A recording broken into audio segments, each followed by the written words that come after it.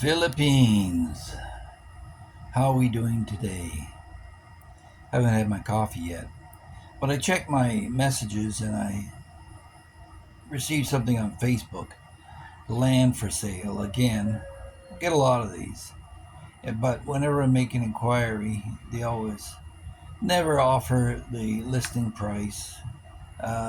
Ask you to PM them for details.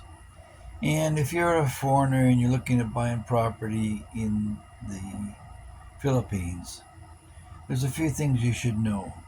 Number one is never buy on a tax declaration alone. A lot of locals do it because the tax declaration is based upon possession of the property, not ownership.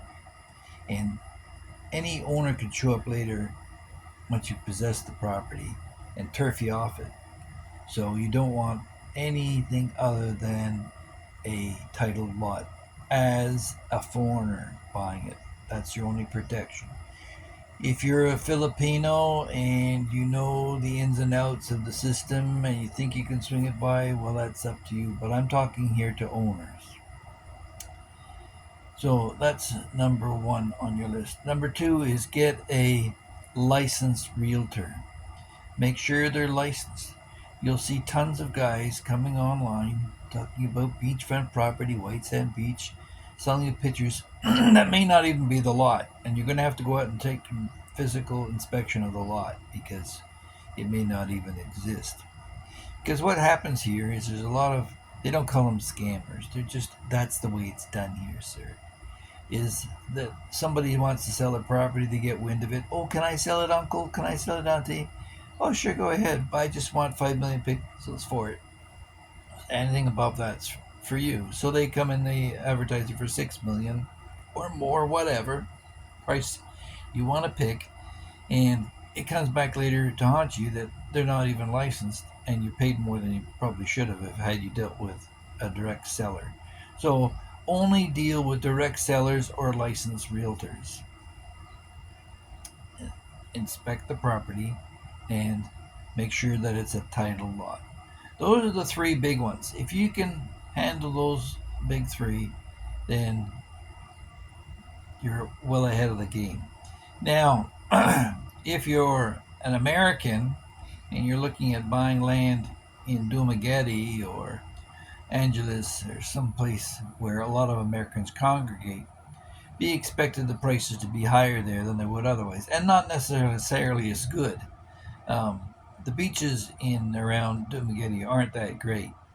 There's much better white sand beaches in Palawan and Bantayan, Malapascua, places you'll never hear about. But if you really want a Philippine cultural experience and don't need to live in a ghetto of expats, that would be my recommendation. Is you look at other areas and look at some of the geography. You'll notice that the volcanoes all tend to run down a certain line, and recently the Cannon volcano just blew its stack. But you want to stay away from those areas, and just a simple aerial photograph on Google search will show whether there's shoreline covered with mangrove trees or not. And if you want white sand beach, you want to stay away from those areas because you cannot touch a mangrove tree. There are penalties involved, and you'll have to restore the property. And neither should it be touched, but that's another story for another day. So, yeah, just do Google Maps. Take a look over it, some of the areas and some geographical surveys.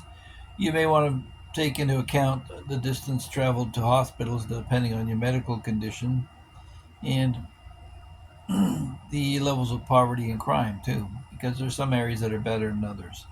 I mean, uh, Leyte, for example, is a great little island. I'd live in Ormoc. It's one of the safest cities in the Philippines, in Leyte. But we were looking at land up in San Isidro, and when we were looking at the property up there, the guy had a gun and a knife and everything, and made me kind of apprehensive about what it is. And then you read about the locals and what's going on down there. You want to protect yourself as well. So You gotta be site specific here. Each island is different. So remember this. You gotta have title, no tax declaration. You wanna inspect the property, physically check it, make sure that it's there. And you wanna deal with a licensed realtor or the direct owner themselves. Handle those three issues and you're ahead of the game. Now I'll be bringing up my week 13 construction video tomorrow. Be sure to catch it, and we'll see you in the next one. Please like, share, and subscribe. Thanks for watching.